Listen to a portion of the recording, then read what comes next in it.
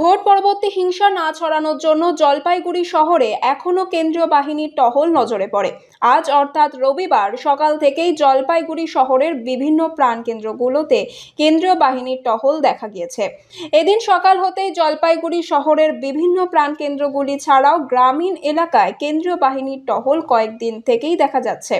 এর মূল উদ্দেশ্য ভোট পরবর্তী হিংসা যাতে না ছড়ায় বা জলপাইগুড়ির নিরাপত্তা যাতে সুস্থভাবে বজায় থাকে তার জন্যই কেন্দ্রীয় বাহিনীর টহল, এমনটাই জানা যাচ্ছে।